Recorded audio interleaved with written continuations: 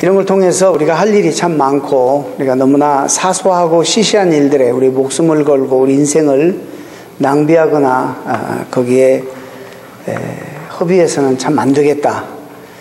가능하면 우리 성도들도 이 큰 마음을 가지고 정말 이 우주적인 복음을 가슴속에 담은 자들답게 좀 큰 꿈과 비전과 그리고 큰 일들을 위해서 남은 생에 행복하게 살았으면 좋겠다 하는 그런 기도의 제목을 이번 여행을 통해서 또한 가지게 되었습니다. 또 한 가지 깨달은 것은 사역자들뿐만 아니라 의외로 사역지에 평신도 지도자들이 많이 함께와 사역하고 있다는 사실을 또 발견하게 되었습니다. 한 예로 많은 경우가 있지만은 아르헨티나에 만난 한 여자 성도는 특별히 신학을 하지 않았는데도 선교사로 전도사님으로 이렇게 불리워지는 분이 있었는데 아르헨티나를 28번째 선교하는 선교사로 방문했다고 합니다. 여성 화가인데 그분은 언어도 모르고 그러지만은 가는 곳마다 자기가 가지고 있는 하나님 주신 은사로 재능으로 그림을 그려서 복음의 메시지를 자기가 전달하고 싶은 그런 하나님 앞에 기도하면서 영감을 받아서 그림을 그려서 그림만 보아도 누구든지 깨달을 수 있도록 그 그림을 그려서 이 그림을 들고 다니면서 복음을 전하는 여성들을 만났습니다. 이분이 남들처럼 시간이 많아서도 아니고 경제적인 여유가 있어서가 아니라 이분도 상당히 바쁘게 사는 분이고 또 경제적으로도 그렇게 여유가 있는 분이 아닙니다. 그런데 어떻게 이렇게 선교를 일선에서 함께 참여하게 되었느냐? 첫째는 하나님의 은혜요, 복음에 대한 영광을 깨달은 것이요. 둘째는 영혼들을 불쌍히 여기는 마음이 생겼고 또 한 가지는 그런데 이 모든 시간과 재능, 이 물질들을 어떻게 공급됐느냐? 전적으로 하나님의 은혜였다. 뜻이 있고 마음이 있으니까 하나님께서 어떤 방법을 통해서든지 그동안 선교 여행을 하는데 지장 없도록 하나님 공급하셨다. 참 이런 귀한 간증들을 들으면서 많은 은혜를 함께 나누고 목회자로서 제 마음속에 작은 소망 하나가 있다면 우리 성도들도 좀 더 이런 일을 위해서 더 먹고 사는 것도 중요하고 소중하지만은 좀 더 고상하고 가치 있고 보람 있는 일들을 위해서 삶을 좀 드리면서 살아가는 성도들이 좀 많아졌으면 좋겠다. 얼마나 행복할까 그런 생각을 해봤습니다. 저는 이렇게 많은 선교지를 다니면서 정말 여러분들에게 전할 말씀이 너무 많습니다. 한 번도 주일에 이렇게 앉아서 설교 듣는 그런 기회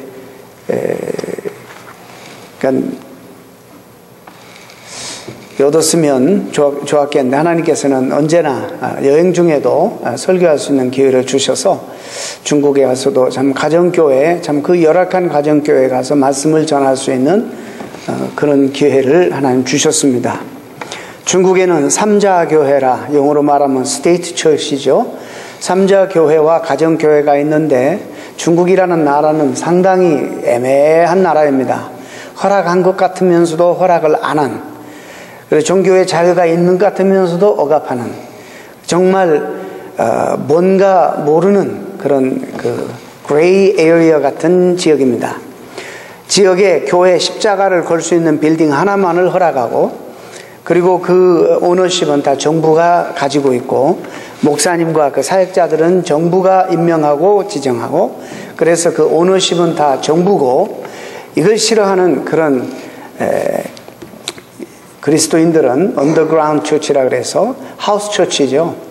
오너십이 교회 머리는 주님이시고 주님만이 교회 머리이신데 우리가 이렇게 타협적으로 정부교회를 나갈 수 없다 해서 또 가정교회를 꾸려가는 수없이 많은 가정교회들이 있습니다.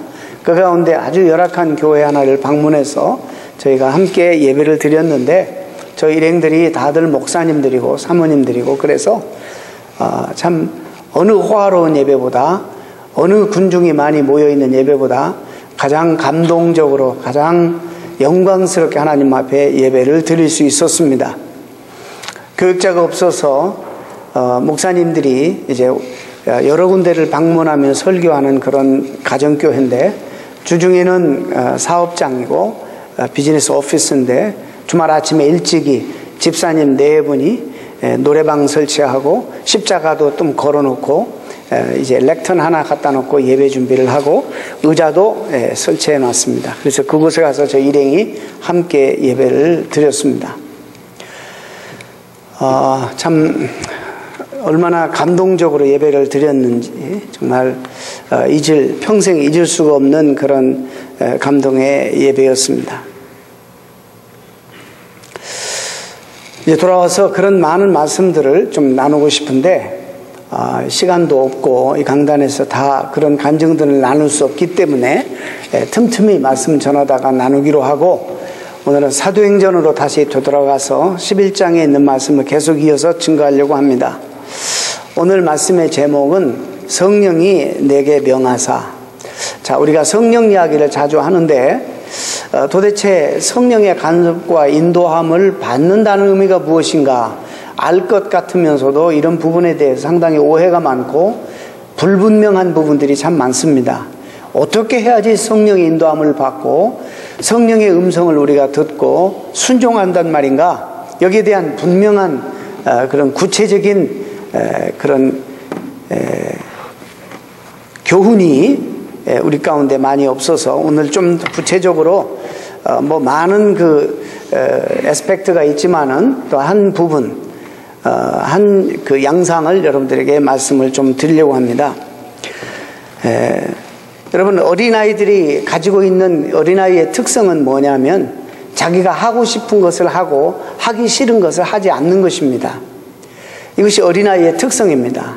그러면서 성숙되어 가면서 점점 하고 싶지 않은 일도 점점 해나가는 것이 성숙하는 그 성숙의 모습을 보는 것입니다.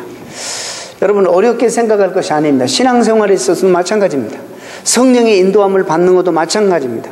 우리가 원래 죄되었고 지금도 죄성 가운데 있고 죄악된 세상 속에 있기 때문에 우리에게 훨씬 자연스러운 것은 옛처럼 사는 것, 지금까지 살아온 것처럼 사는 것, 그냥 내 마음에 하고 싶은 대로 하는 것, 이렇게 사는 것이 훨씬 그런 삶이 쉬운 삶입니다. 우리가 어린아이의 특성은 지극히 이기적이어서 자기가 하고 싶은 것만 합니다. 그리고 하기 싫은 것은 절대로 안 합니다. 이것이 어린아이의 특성입니다. 그러나 성인이 되면 점점 자신과 또 타인에 대한 책임감과 의무감으로 하기 싫은 것도 자발적으로 행하게 됩니다. 그래서 미숙한 사람일수록 이기적이어서 하고 싶은 것을 하지 못할 경우에 속상해합니다. 그러나 성숙한 사람은 항상 모두를 생각하기에 하기 싫은 것들을 하면서도 기뻐할 줄 압니다. 이것이 우리가 성숙한가 미숙한가를 판단할 수 있는 대단히 중요한 어떤 척도일 수 있습니다. 여러분 어떠신가 한번 점검해 보시길 바랍니다. 집에 가셔서 아내와의 관계에 있어서 내가 하고 싶은 대로만 하고 내 주장대로만 하고 이분은 아직 우리 모두가 다 미숙하지만 상당히 미숙한 분입니다. 좀 성숙해지려면 내가 하고 싶은 대로 하는 것보다 이제 하기 싫어도 책임감 때문에 하기 싫어도 아빠라는 이유 때문에 엄마라는 포지션 때문에 우리가 하기 싫은 일도 해야지 그 가정이 온전히 세워지고 그 사람을 통해서 많은 사람들이 유익을 얻게 되는 것입니다. 그런데 이기적인 사람들은 아직 성숙되지 못해서 영어로 말하면 심리학적인 용어로 inner child라 그래요. 성인 아이 다 자랐지만 이 마음속에 아직 아이가 있어요. 아이다운 모습들이 있어요. 그래서 뭐든지 다 이기적, 자기가 하고 싶으면 하고 하기 싫으면 하지 않는 그런 사람들이 많이 있다는 것입니다. 이것이 우리의 미숙성입니다. 영적인 생활에서도 마찬가지입니다. 하나님이 우리에게 원하시고 기뻐하시는 것을 우리가 알면서도 하기 싫으면 하지 않아요. 영적으로 미숙하기 때문에 그렇습니다. 이런 부분에서 절대적으로 우리에게 필요한 분이 성령님이십니다. 성령님 안에서 우리가 자라야 되는데 오늘 그 말씀을 좀 여러분들에게 드리려고 합니다. 우리 모두가 한때는 뭐 지금도 그런 모습들이 많지만 영적으로 미숙한 어린아이 같아서 자신이 하고 싶은 정욕적이고 또 육적인 것만 골라서 했던 그런 유치한 시절이 있었고 지금도 그것을 벗어나지 못하는 그런 삶이 우리 가운데 있습니다. 여러분, 황무지를 그대로 두면 계속 황무지일 뿐 새로운 것이라고는 아무것도 없습니다. 그런데 어느 날부터 건축가들이 황무지를 밀어내고 기초를 다지고 주춧돌을 놓은 다음 그 위에 집을 짓기 시작합니다. 그러면 지어지는 그 집, 그 모습은 매일 달라질 것입니다. 에베소서 2장에 사도 바울은 우리에게 이런 말씀을 하시고 계십니다. 너희는 사도들과 선지자들의 터 위에 세움을 입은 자라. 우리는 하나님의 말씀 위에 세움을 입은 자들이라는 것입니다. 그리고 우리를 세우기 위하여 예수 그리스도께서 건축자들의 버린 돌로 머릿돌이 되셨어요. 머릿돌이 가장 중요한 기초, 머릿돌이 되셔서 우리를 연결하고 우리를 세우기 위하여 이 땅에 오셨습니다. 우리의 구원뿐만 아니라 우리의 풍성한 삶을 계속 행복하게 살게 하기 위해서 주님이 이 땅에 오셨다는 것입니다. 이런 말씀이 있습니다. 예수께서 친히 모퉁이 돌이 되셨느니라. 그의 안에서 건물마다 서로 연결하여 주 안에서 성전이 되어가고 너희도 성령 안에서 하나님이 거하실 처소가 되기 위하여 그리스도 예수 안에서 함께 지어져 가느니라. 우리가 매일매일 지어져 가야 된다는 것입니다. 매일매일 새롭게 변화되어야 된다는 것입니다. 이것이 성경에서 말하는 성숙입니다. 제가 아침에 이제 새벽기도 끝나고 제 아내하고 제 동네를 한 바퀴 이렇게 도는데 한 30분, 빨리 걸으면 한 40분 이거 도는데 저 끝 동네 가면 집을 짓는 데가 있어요. 그냥 아침에 돌면 목수들이 막 모여가지고 똑딱똑딱 하는데 매일매일 변화가 돼요. 매일매일 변화된단 말이죠. 항상 궁금해요. 오늘 어디까지 올렸을까? 오늘은 벽을 만들었을까? 오늘은 트러스를 올렸을까? 오늘은 지붕을 했을까? 항상 이런 기대를 가지고 돕니다. 매일은 안 돌지만 아무튼 그 변화를 늘 보게 되는 것입니다. 하나님께서도 우리에게 기대하시는 것이 우리의 매일매일의 삶의 변화를 기대하시는 거예요. 이것이 우리의 신앙생활의 풍성함이에요. 이것을 오늘 첫 번째 여러분들에게 드린 말씀으로 대입해서 말씀드린다면 우리가 조금씩 내가 하기 싫어도 하나님 말씀에 요구하시는 그런 삶을 내가 하기 싫지만 순종하고 하게 되는 그런 삶이 매일매일 새롭게 있어야지 이 사람이 영적으로 성숙해지는 그런 삶이었고, 아직도 내가 신앙생활을 오래 했고 믿은 지가 오래 됐는데 내가 하고 싶은 대로만 하고 하기 싫은 거 절대 안 하고 이러면 이 사람은 영적으로 성숙한 사람이 아니에요. 잘하질 않는 거예요. 이런 말이 있습니다. 몸에 좋은 약이 쓰다, 그런 말 있죠. 몸에 좋은 약이 쓰다. 그렇기 때문에 쓴 약일수록 우리 몸에 좋은 효소가 있어서 우리 몸을 회복한다는 그런 말이기도 합니다. 그래서 내가 병에 걸렸을 때에 이것이 쓰지만은 내 병에 내 몸에 유익이 된다면 써도 이것을 마시는 거잖아요. 마시지 않습니까? 이와 마찬가지로 여러분, 하나님 말씀 자연스럽게 우리가 못 읽습니다. 늘 이곳에서 하나님 말씀을 읽으십시오. 기도의 자리에 나오십시오. 아무리 강조해도 그게 안 되는 거예요. 못 나오는 거예요. 왜냐하면 그것이 우리에게 너무 부자연스러운 거예요. 자, 여러분, 성경은 우리에게 다 병들었다고 말합니다. 영적으로 다 우리는 죽었었고 또 살아났지만은 아직도 연약하고 병든 상태, 또 병든 세상 속에 살기 때문에 우리는 그런 연약한 속에서 있단 말이죠. 이걸 전제로 하는 거예요. 그러면 하나님 말씀을 이것이 쓰더라도, 이것 실천하기가 참 어렵고 쓰더라도 우리가 이걸 강제로 억지로라도 먹어야 돼요. 이것이 우리를 살리고 우리 영혼을 살릴 뿐만 아니라 온전히 세우는 그런 효능이 있고 효력이 있고 능력이 있다면 억지로라도 이 말씀을 먹어야 돼요. 그래 우리가 살아나는 거예요. 그런데 오늘날 성도들이 어떻게 하죠? 하기 싫은 일은 안 해요. 신앙생활이라는 것이 절대 자연스러운 것이 아니에요.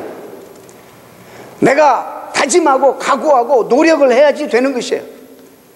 그래서 쓴 약이지만은 내가 어떤 때 순종하기에 종종 이것이 써서 감당하기 힘들지만은 이것이 나에게 유익이 되고 내 영혼에 참으로 윤택한 은혜를 줄 뿐만 아니라 나를 회복하는 말씀이기 때문에, 내 병든 영혼을 치료하고 회복하는 말씀이기 때문에 우리가 이것을 먹어야 돼요. 여러분, 병들었어요. 근데 약을 지어왔습니다. 이 약이 엄청나게 효능이 있다는 약을 지어왔습니다. 어떻게 하시겠어요? 병든 여러분 그걸 먹어야 되잖아요. 아무리 써도 먹어야 되잖아요. 먹어야지 여러분이 건강이 회복되잖아요. 똑같은 원리입니다. 영적으로도 우리는 병들어 있어요. 완벽한 사람 아무도 없어요. 또 병든 세상 속에서 너무나 많은 병영들이 노출되어서 많은 유혹과 위협을 받고 있어요. 그렇기 때문에 우리는 하나님의 말씀, 이게 써도 우리는 강제로 억지로라도 이 말씀을 섭취해야 해요. 그래야지 우리가 사는 거예요. 그런 차원에서 오늘 또 성령의 역사를 말씀을 드리려고 합니다. 오늘 우리가 너무나 내가 하고 싶은 대로만 하는 거예요. 내가 하기 싫은 일은 아무것도 안 하려고 그러는 거예요. 편한 것만 좋아해요.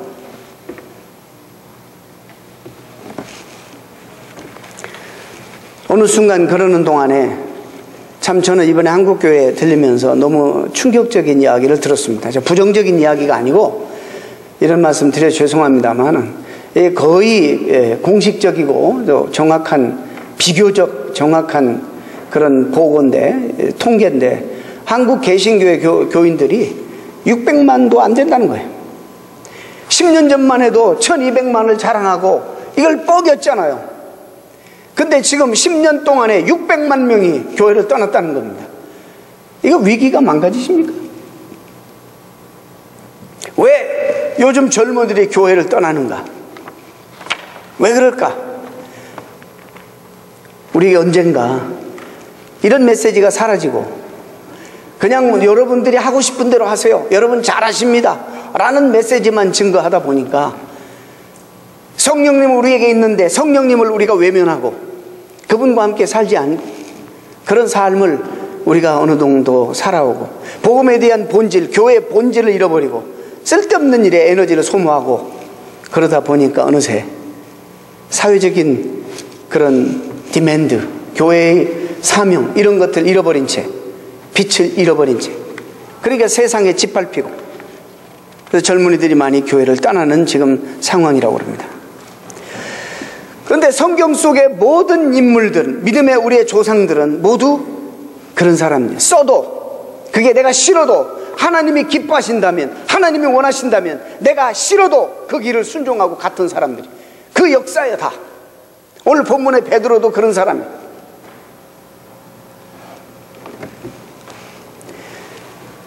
이방인과의 교제를 언급하는 유대인의 관습을 스스로 파기하면서까지 가이사랴의 이방인 고넬료와 그의 일행에게 공개적으로 복음을 전할 뿐만 아니라 더 나아가서 그곳에 더 머물면서 함께 먹고 교제할 수 있었던 이유는 바로 성령님의 명령이었기 때문입니다. 베드로는 알았어요. 어떤 갈등이 오게 될지, 어떤 반대가 어려움이 오게 될지. 비록 자기가 초대교회 최고의 사도였지만은 그러나 그가 동료들에게 어떤 질타와 어떤 비난과 어떤 조롱을 받게 될 것을 알았습니다. 수천 년 동안 그들이 목숨처럼 지켜왔던 유대의 전통과 장로의 유전들을 깨부시고 파괴하고 지금 베드로는 하기 싫은 일을 하나님이 기뻐하시기 때문에, 성령이 명령하시기 때문에 하기 싫은 일을 지금 하는 거예요.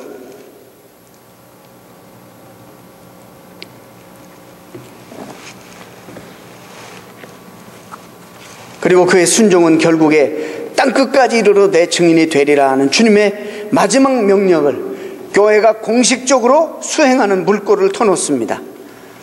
다시 말해서 하기 싫어도 성령의 명령을 순종하고 하나님 말씀을 쫓아 행한 베드로에 의해서 교회의 본질이 회복되고 교회가 교회다움을 가지게 되고 확립되는 기회가 되었다는 것입니다.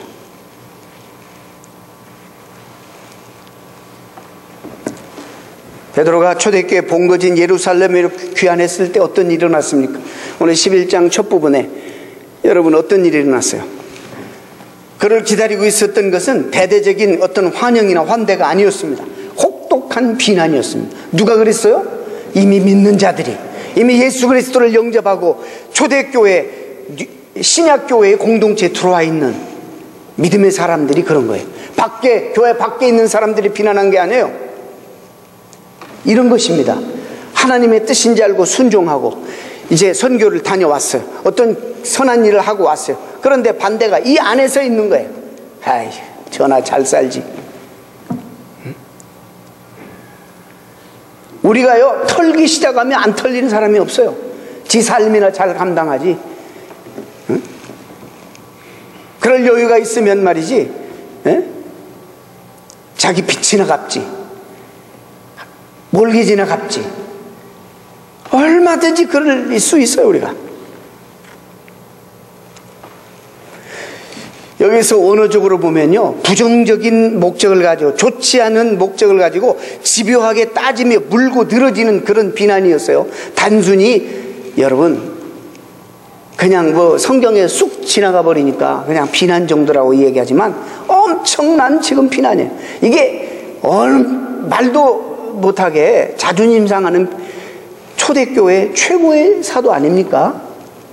그리고 그는 정말 확신이 있어서 자기가 싫지만은 그걸 깨기가 어려웠지만은 성령님이 인도하셔서 하나님의 말씀을, 하나님의 뜻이기에 순종했어요. 돌아왔는데 자기를 통해서 은혜 받은 자들이, 여러분 베드로가 어떤 사람이에요? 초대교회의 대사도입니다. 결국에 심하게 말하면 그를 통해서 교회가 탄생됐어요. 3,000명이 회개하고 5,000명이 다 주님 앞에 돌아가고, 누구의 설교를 통해서? 베드로의 설교를 통해서 엄청나게 쓰임받으며, 그가 지나가면 그림자만 밟아도 병자가 나아졌어요. 감히 옆에 접근도 못할 그럴 뿐이었어요. 그런데 그가 예루살렘으로 돌아오니까 믿었던 사람들이 이것도 이를 넘어뜨리려고, 이게 보통 비난하는 게 아니에요.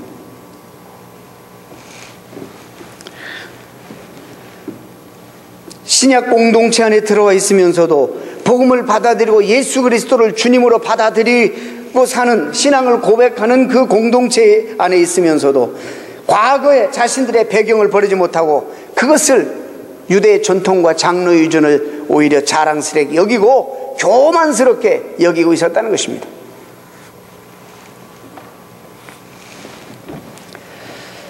참 오늘 본문에서 베드로가 어떤 사람이죠?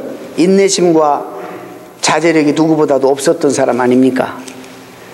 불같이 급하고 변덕스럽기만 했던 그의 성미에 비추어 볼 때 그가 흥분 안 하고 오히려 그들에게 자기에게 일어난 성령의 역사를 설명했다는 것은 참으로 흥미있는 일이에요. 그것도 누구에게? 대사도가? 이름 없는 평신도들에게. 물론 그걸 뭐 따지는 건 아니지만 옛날 같았으면, 어제 같았으면 어림도 없는 일이에요. 그러나 오늘은 그가 흥분하지 아니하고 절제하면서 그가 그것도 그 사람들에게 자세하게 차례대로 자기에게 일어난 일들을 설명하는 거예요. 변화됐어요. 베드로의 성숙함을 여기서 우리가 볼 수 있습니다. 어제라면 마땅히 싫어했을 일을 오늘 그는 성의를 다해 기꺼이 행하고 있는 것입니다. 하나도 빠짐없이 온 성의를 다해 처음부터 차례대로 설명해 주었습니다. 오늘 본문에 5절에서 17절까지가 그 내용이에요. 그가 설명한 내용. 근데 이 내용은 이미 10장에서 우리 다 다뤘어요. 그렇기 때문에 우리 다루지 않습니다. 그래서 오늘 앞부분만 다루는 거예요. 베드로의 설명이 끝났을 때 열심히 베드로가 그들을 설득합니다. 그 설명이 다 끝났을 때 반응이 어땠냐면, 오늘 본문에 보니까 그를 그토록 의도적으로 나쁜 목적을 가지고 넘어뜨리려고 비난했던 그들이 한마디도 못하는 거예요. 한마디도 못하고 오히려 하나님을 찬양하게 되었다. 이게 성령의 역사입니다. 입을 열어 이방인도 구원하시는 하나님을 진심으로 그들이 찬양했다고 본문은 기록하고 있습니다. 만약에 욥바의 피장 시몬의 집에서, 또 가이사랴 고넬료 집에서 자신을 부당하게 비난하는 예루살렘 교인들 앞에서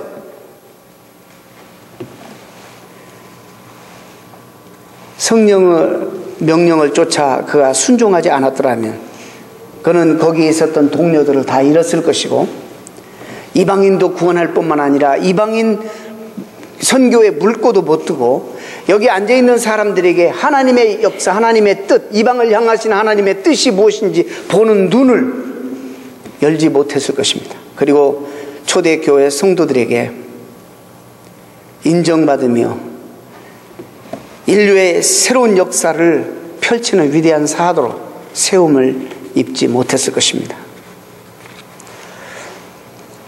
여러분, 한마디로 말해서 우리가 쉽게 표현하면 성령의 역사를 받는 것이 뭐냐? 성령의 인도함을 받는 게 뭐냐? 하기 싫은 일을 하나님의 뜻이라면 하는 거예요. 여러분 가운데 기억하시는 분이 계실지 모르겠습니다. 어느 분들은 기억하시겠습니다. 미국에 한 10여 년 전에 대단히 미국 교회에 활발하게 일어났던 한 그 영적인 무브먼트가 하나 있었는데, 이 무브먼트가 한국 교회까지 확산되어 대대적으로 인기를 끌었던 그런 무브먼트입니다. 그 운동이 바로 뭐냐면 혼전 순결 서약입니다. 혹시 기억하시는 분 계세요? 그래서 너도 나도 할 것 없이 자녀를 둔, 특히 딸을 둔, 아들을 둔 이 부모들은 막 교회 앞자리에 앉혀가지고 이 행사가 있을 때 우리의 자녀들이 하나님 앞과 증인들 앞에 혼전 순결 서약을 하도록 했어요. 그래서 미국 교회가 엄청나게 인기를 얻었고, 이것이 한국에도 파급이 되어서 한국 교회도 많이 행했습니다. 기억하시는 분 계시죠? 네, 한 10여 년 전에. 그러고 난 다음에 은혜 받고 하나님 말씀에 도전받고 정말 우리야말로 이 시대의 젊은이들로서 세상을 윤리적으로 정말 변화시키고 회복하는 일에 하나님 앞에 쓰임받겠다 다짐하고 서약을 다 했어요. 그래서 그 단체에서 이제 무슨 반지까지도 주고 그랬습니다. 저희 교회는 안 했습니다만은 많이 했어요. 내용이 너무 좋았고 또 성서적이었기 때문에 심지어 이민교회들도 대대적으로 참여했던 운동입니다. 그리고 그 참여한 기독 청년들을 통해 사회가 도덕적으로 순결해질 것을 기대하고 기도해 왔습니다. 최근 미국 존스 홉킨스 대학의 공중보건학교 로젠바움이라는 교수가 지금 이제 시절이 좀 지난 다음에 그 당시에 순결 서약을 했던 뭐 다 조사할 수는 없으니까 그 당시에 17세 되는 그 소년 소녀들을 찾아가지고 굉장히 많은 숫자를 조사를 했어요. 정말 그 서약대로 지켰는가? 서약하지 않는 사람도 조사하고, 그때 하나님과 증인들 앞에 서약한 사람도 조사했어. 그 결과를 여러분 워싱턴 포스지에 최근에 발표했습니다. 충격적인 발표입니다. 어떻게 나왔을까요? 여러분이 기대했던 거와는 너무 달리 했던 사람이나 안 했던 사람이나 100% 약속을 다 어겼어요. 그것도 깜짝 놀라는 것은 100%. 21세 될 때까지 혼전 순결을 지켰느냐? 100%가 다 안 지켰어요. 하나님 앞과 사람들 앞에 증인하고 서약했던 모든 그 다짐과 서약을 헌신짝처럼 내버렸어요. 아니, 서약 안 한 사람은 그렇다 치더라도 우리의 관심은 하나님과 증인들 앞에 서약한 사람들의 관심인데 100% 다 어겼어요. 다 지키질 못했어요. 이것이 충격입니다. 심지어 이 통계를 통해서 정말 얼마나 많이 실망을 다들 했는지 몰라요. 인간이 얼마나 무기력한지를 보여주는 단적인 예입니다. 근데 이것이 그들만의 문제가 아니라는 것입니다. 우리가 매일 일상에서 경험하는 우리의 문제이기도 하다는 거예요. 우리는 은혜로운 말씀을 들을 때, 감동받을 때 얼마나 많이 다짐합니까? 얼마나 많이 그대로 순종하며 살겠다고 서약하고 다짐합니까? 그런데 또 얼마나 반복적으로 많이 우리는 넘어지고 실패하고, 우리 하나님 앞에 약속한 것들 얼마나 우리 자주 이렇게 좌절하고 헌식자처럼 내버리고, 우리가 만약에 그 다짐했던 것만 순종했으면 여기에 세인트들이 굉장히 많이 앉아있을 거예요. 얼마나 많이 우리가 다짐했어요. 얼마나 많은 은혜를 많이 받고 우리가 다짐한 바가 많았어요. 뭐 우리의 모든 결단이나 우리의 각오나 우리의 서약이 무가치한 겁니까? 절대로 그렇진 않아요. 아주 가치 있어요. 왜냐하면 삶에 있어서 옳은 일에 대해서 결단도 없이, 하나님의 이 진지한 삶에 대해서 결단도 없는 사람들을 데리고 하나님 무슨 역사를 주도해요? 그런 사람들에게는 이 세상과 사회가 기대를 안 해요. 이 사회의 소망은, 아직도 하나님의 나라의 소망은 하나님의 말씀에 도전을 받았을 때에 하나님 앞에 회개하고 다시 마음을 다잡고 하나님 앞에 다짐하는, 결단하는 저와 여러분들, 이 사회의 소망입니다. 그리고 우리에게 희망을 걸고 있다는 것입니다. 그런데 우리 현실이 뭐예요? 우리도 늘 넘어지잖아요. 약속은 잘하고 서약은 잘하는데 우리 늘 실패하잖아요. 그러면 이 사회는 소망이 없습니까?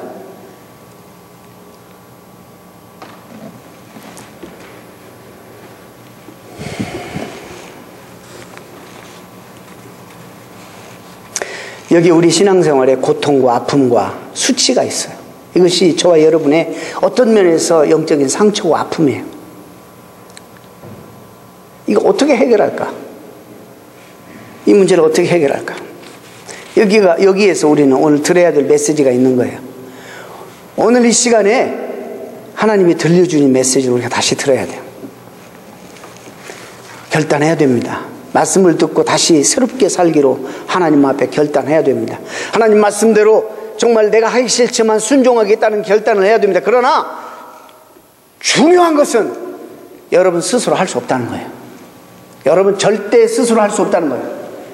겸손하게 성령님, 나를 불쌍히 여기시고 나를 좀 도와주세요. 성령님을 의지해야 돼요. 우리가 성령님 계시다는 거 알아요. 하도 많이 말씀 들었으니까. 내가 성령님이 계시고 존재하는 거 아는 것과 내가 실제 성령님을 체험하고 매일 그분과 함께 살아가는 건 완전히 다른 스토리예요. 여러분, 이제 교회 나오는 사람은 성령님에 대해 다 알아요. 삼위일체 하나님 모르는 분이 어디가 있어요? 다 압니다. 지금 우리가 오늘 받아야 될 메시지는 그분을 아는 것으로 그치는 것이 아니라 알고만 있으면 마치 이런 것입니다. 부부가 함께 사는데 옆에 있긴 있어요. 알아요. 내 아내가 있는지 아는데 나는 항상 이기적으로 한 번도 이분과 상의하고 한 번도 내 아내하고 뭘 상의하는 적이 없어요. 언제나 내 독단으로 모든 걸 처리하는 거예요. 이게 total ignorance, 완전히 무시하는 거예요. 하나님은 바로 이것을 아셨어요. 우리 연약함을 아셨어요. 우리가 구원받고 성령님을 소유하고 살아도 하나님은 우리 스스로 절대 신앙생활을 성공적으로 할 수 없음을 아셨어요. 그래서 하나님은 우리에게 보혜사 성령님을 보내주신 거예요. 보혜사 성령님을 영어로 말하면 the one who help us beside us. 하나님에 의해서 우리에게 보내심을 받아요. 그래 우리 옆에 계셔서 우리를 돕기 위해서 보냄을 받은 자가 성령님이에요. 그래 그 성령님과 함께 신앙생활을 해야 되는데 완전히 무시하는 거예요. 그리고 내 멋대로 하는 거예요. 그래서 우리가 맨날 실패를 경험하는 거예요. 우리 신앙생활의 모습이 이런 거예요. 현주소가. 하도 성도들이 성령님과 함께 살아가는 그런 삶에 대해서 우리가 무지하고 거기에 대해서 관심이 없으니까 몇 년 전에는 여기 손목, 팔찌, 열쇠고리 다 What would Jesus do? WWJD 메고 다녔어. 자꾸 잊어버리니까 주님이시라면 어떻게 할 것인가? 이 상황 속에서 하나님이시라면 어떻게 할 것인가? 물으라는 거예요. 좀 성령님과 함께 상의하라는 거예요. 물으라는 거예요. 기도하라는 거예요. 여러분 독단으로 하지 말고 그래서 그분이 말씀하시는 대로 순종하고 그분이 말씀하시는 대로 내가 싫어도 가는 거예요. 베드로가 오늘 이야기를 전부 다 해요. 이야기를 설명하면서 이 이야기의 결론을 꽉 결집하면 한마디예요. 성령께서 하셨다. 이 말을 하는 거예요. 지금 나는 할 수 없었다. 성령께서 하셨다. 만약 저와 여러분에게 간증이 있다면 그게 아무리 작은 간증이라 할지라도 크고 작은 모든 간증은 무슨 간증? 성령께서 하셨다. 우리는 못해요. 우리가 할 수 없어요. 성령께서 하신 것만이 우리에게 간증으로 남아있는 거예요. 사랑하는 성도 여러분 이런 삶을 살지 않으면 여러분 불가능한 신앙생활을 하고 있는 거예요. 여기 나와 있지만은 이건 종교생활이지 신앙생활이 아닌 것이에요.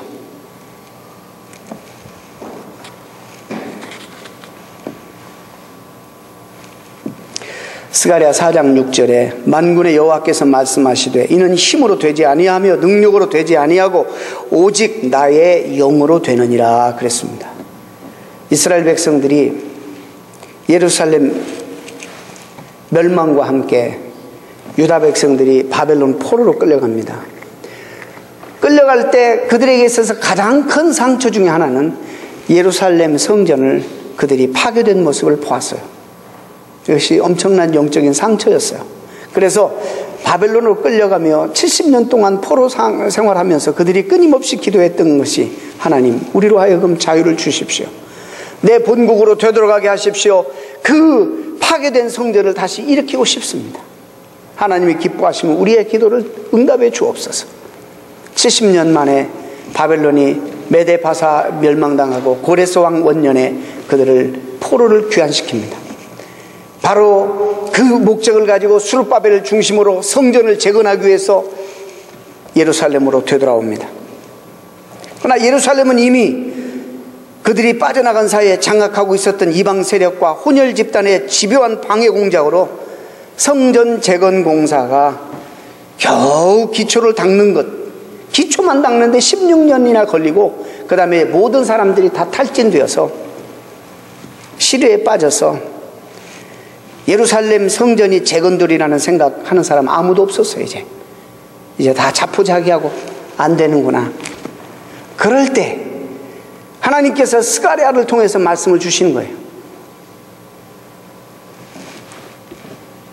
힘으로 되지 아니하며 능력으로 되지 아니하고 너희 힘과 능력으로 되지 않고 오직 나의 영으로 되느니라. 나의 신으로 되느니라. 이 말씀을 주시는 거예요. 이 말씀을 다시 붙잡고 다시 하나님의 영을 의지하고 그들이 다시 일어나서 그 후 4년 만에 정말 기초만 닦았던 성전을 다시 재건하게 됩니다. BC 516년에 모든 사람이 불가능하리라 여겼던 예루살렘 성전은 마침내 재건되었습니다. 오늘 말씀을 맺으려고 합니다. 좀 쉽게 여러분들에게 설명을 좀 드리려고 했었습니다. 성령님의 인도함을 받는 삶이 뭐냐? 그냥 쉽게 내가 내 마음에 내키는 대로 하면 이거는 우린 육적으로 살 수밖에 없어요. 그렇게 아세요. 성령의 인도함과 다스림을 받는 삶은 하나님의 말씀이 요구하면 내가 싫어도 그걸 순종하는 거예요. 이런 사람들이 우리 공동체에 많아질 때, 이런 사람들이 이 사회에 많아질 때 이 사회는 비로소 소망이 있는 것이고 그들을 통해 성령의 역사에서 하나님의 역사를 이 역사 가운데 일으키실 것입니다. 이것이 성령 충만의 비결입니다.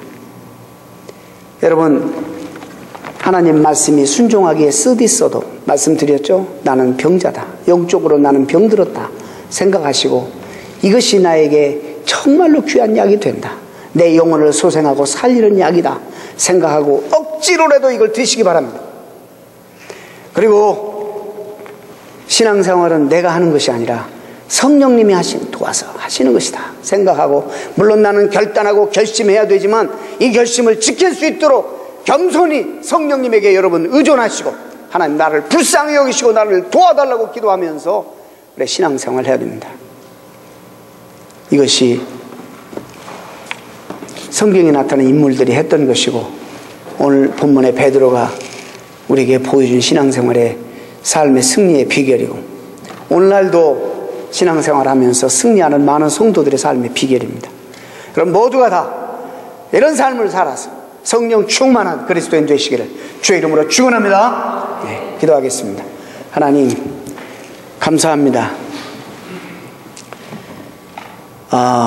우리가 아직 교회 생활은 오래 하고 성경의 지식도 많고 교회가 무엇인가 교회 전통도 많이 알지만 우리에게 아픔은 또 우리에게 참 상처는 수없이 많이 은혜받고 다짐하고 결심하지만은 며칠 못 가서 다 포기하고 다시 옛 모습으로 되돌아간다는 것입니다.